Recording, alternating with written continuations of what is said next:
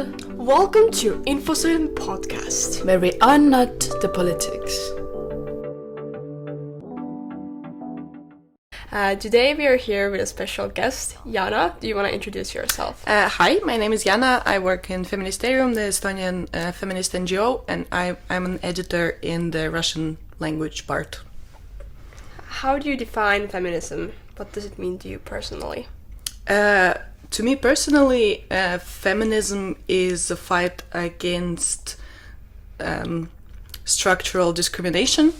And like in Feministeerium, for example, we specifically say that we are for intersectional feminism, which means that we don't only fight for one group of women and their rights, but for differently marginalized people with different intersections of marginalization. Because, for example, if we take Estonia, it is often said that the most disadvantaged person in Estonia is a Russian-speaking woman, which is not strictly true, but if you take number-wise, then that is correct. Because many things determine which opportunities you get in life, and for which things in life you just like have time and means, and what education you're gonna get and what job, and so on and so on and so on. So yes, for me, feminism is the fight against patriarchal structures, and not strictly a fight against just men. So how do you feel in today's world, are men and women equal? Nobody is equal in today's world, and it's not only the question of gender, it's a question of classes and financial status and power status. Not all men have the same privilege with each other, and not all women have the same disadvantages as each other.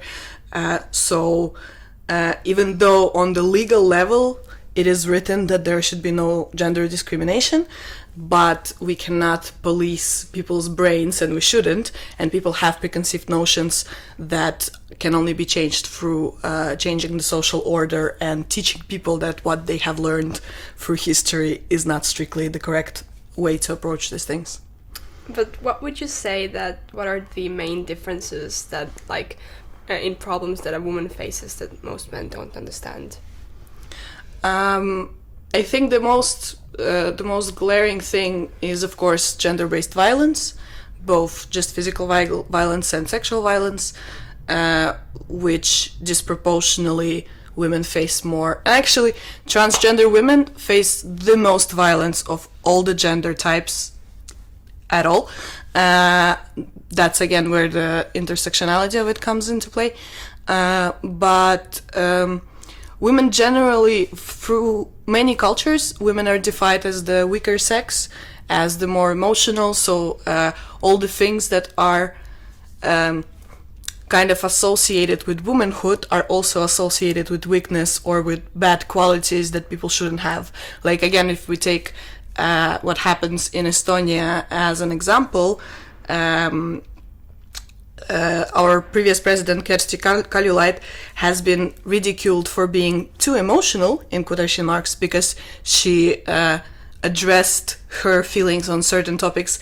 But at the same time, when members of a certain far-right party are considered emotional, it is put forth as a positive quality, like they're being emotional, and it means that they care for a man. But for a woman, if you're being emotional, it means that you're being unreasonable. Mm-hmm. So there's this double standard, and if you go out of this framework of being womanly and being emotional and being sensitive, then you are told that you're not adhering to your female role, therefore you're bad because of that, so you cannot win. So you're kind of, if you're being a woman as defined by patriarchy, then you cannot lead, but if you do exhibit, in quotation marks, manly qualities, then you're not a woman anymore, so you do not deserve respect for that.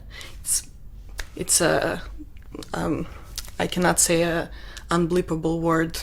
It's not good. Very confusing. But if I now ask the same question in an opposite way, then what would you say are the most common problems that men face that we as women might not understand? I really love to say that men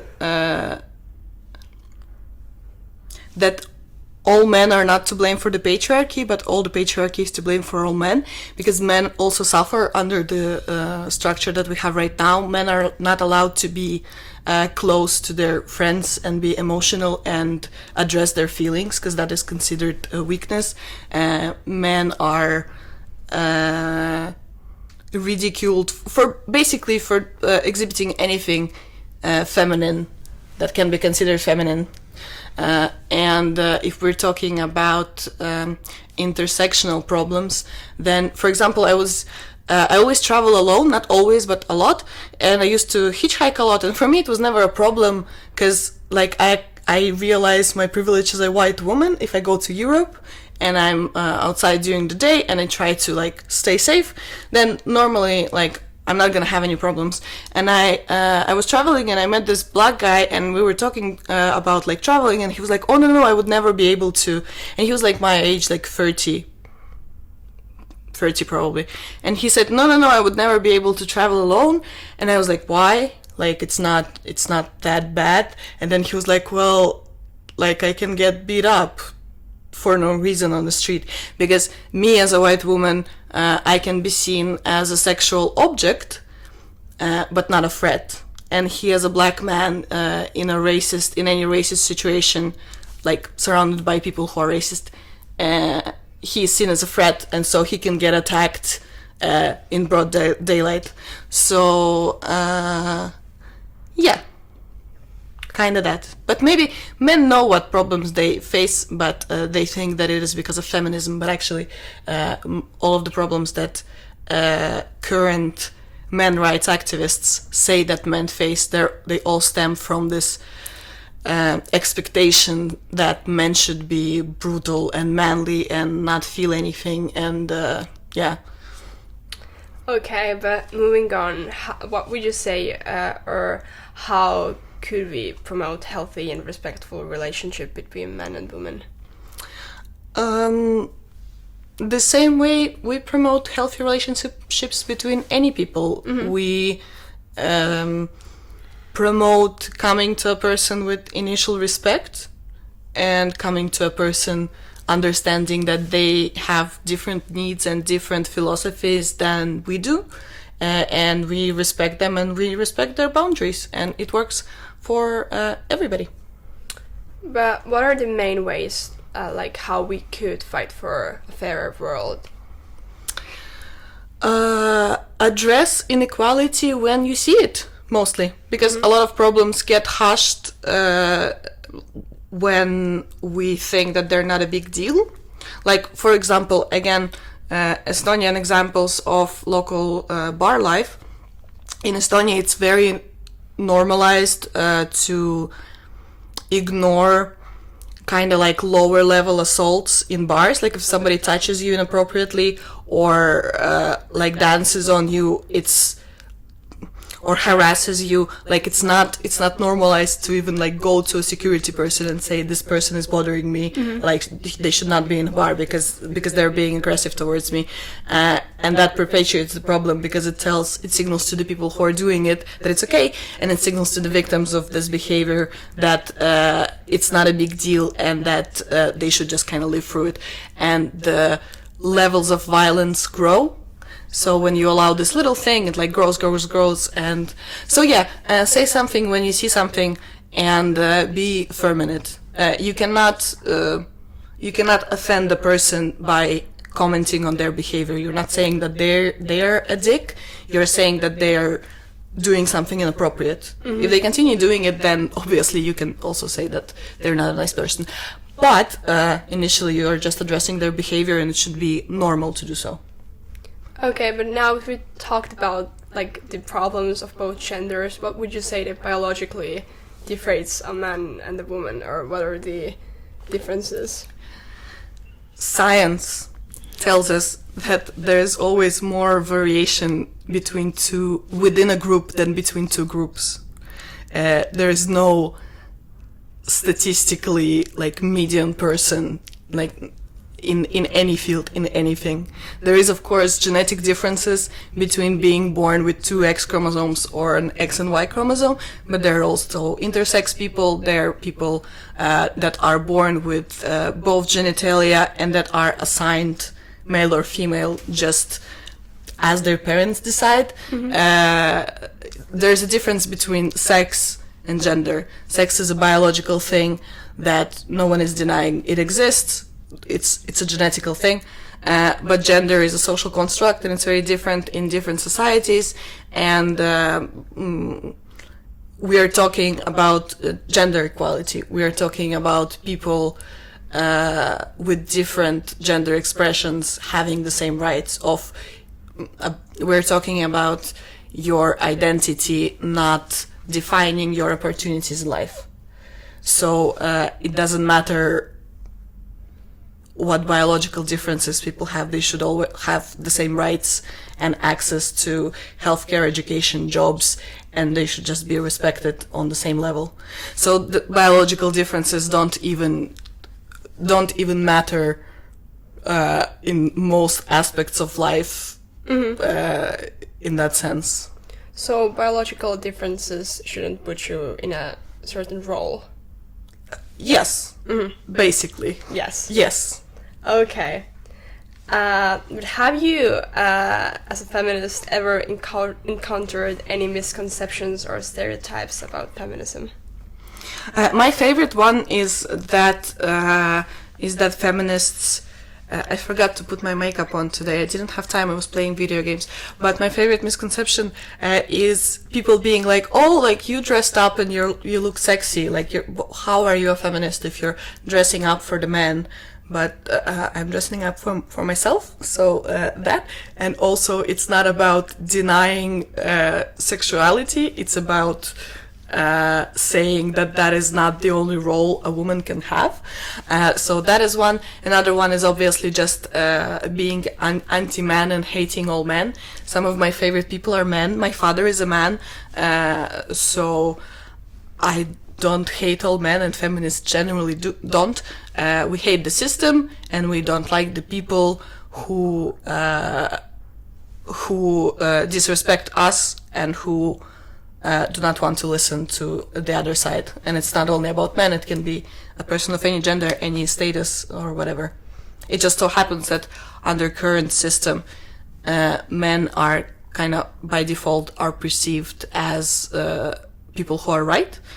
So are white people in most communities, so are rich people in most communities, and so being frustrated with a rich white man is just a natural thing under a system where no matter if they're right or wrong, people listen to them and they make decisions for us. So, but would you be willing to maybe share any personal experiences that have shaped your views as a feminist?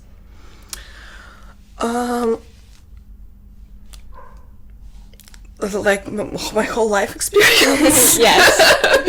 Basically everything that happens to me. But the most recent things that just baffle me, because it just makes things so unproductive, is how even people who you're close to often do not count your opinion on like manly, in quotation marks, on like masculine subjects, because you're not supposed to know about that. Like if I tell people that you should not plug in an appliance with a different voltage because it will break, and three men, one of them is an electrician, are telling me no, it should be fine, and I'm saying like I studied physics in school. And they covered that like in school, like it shouldn't work. And they're like, no, we are free men, we know this better than you, so we're still gonna try, and not even gonna like research into this further. So things like that happen. Even like in Estonia, where people say that like, oh no, here everything is fine. Like we don't live in like a country where women have to cover their faces or whatever. But these preconceptions are still there, very visibly. But how could we encourage women to pursue careers in traditionally male-dominated fields? In short, the first step that it would be the most beneficial is changing the system of social benefits, because women, cis women, will still be people who are giving birth, and the way we handle childcare and benefits that parents get affects greatly how much opportunities women have and how much energy they have for fighting for those places in the first place.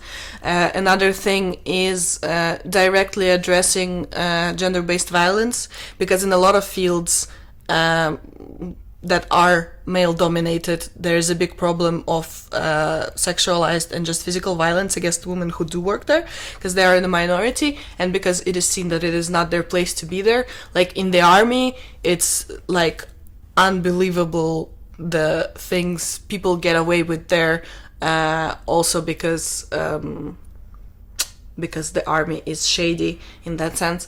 But we should make those problems public, and we should punish people who perpetrate such acts, and not hush it, and not say, oh, women shouldn't go into the army because they will get assaulted there. No, you should say women should go into the army, and if somebody tries to assault them, we will punish the people who are doing it, because it should not be a woman's problem that men cannot handle themselves. Or not men, but mostly men.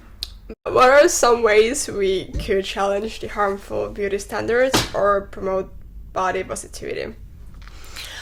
Even though we generally think that harmful beauty standards mostly come from the media and the movies, which they do, but actually a lot of it is perpetuated just in your social group, just by commenting on people's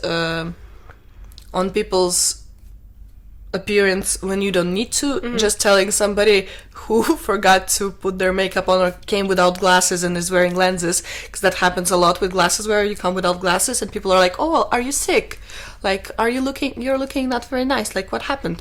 So comments like that, even though they seem like they're not doing much harm, but they do build up over time, and they do create this focus on appearance that shouldn't be there, because it's not that all beauty standards, it's not that the current beauty standards are so harmful, it's that in general any beauty standards will be harmful to some people, because nobody looks exactly the same, and people have different shapes and different faces, so whenever you have a standard of anything, it's just gonna leave out certain groups of people.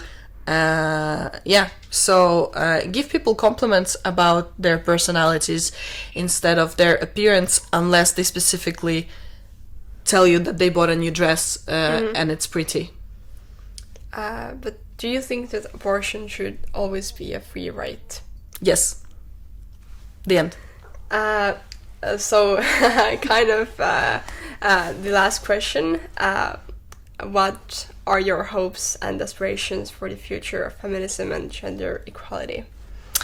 I hope that everybody is going to become a feminist because it is logical.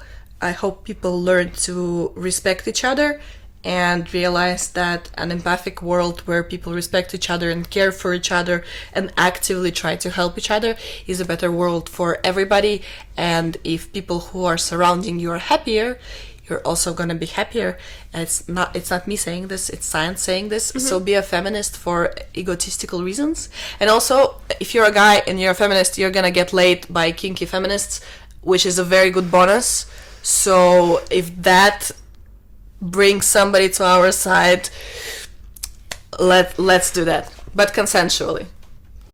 How can one average person kind of participate in Feministeerium and can they? Yes, we well, first of all, there's events that Feministeerium holds. Sometimes it's discussion things. We used to have reading club. Maybe we'll start that again. We also do accept articles either via donation, or we order articles from people from outside Feministeerium. So if you have a personal story on some subject that is regarding gender inequality, you can always send it in, and we can publish it. There is a whole section of Me Too stories, for example, especially for teenagers, because that's a big topic that is not talked about, and people do want to share their stories. So and if you want to do work with us or be an intern, if you want to be an intern for your university, you can also do that. We would really maybe love an intern in social media. If you do social media and you want to intern, maybe that. Also, you can just like and comment. Thank you.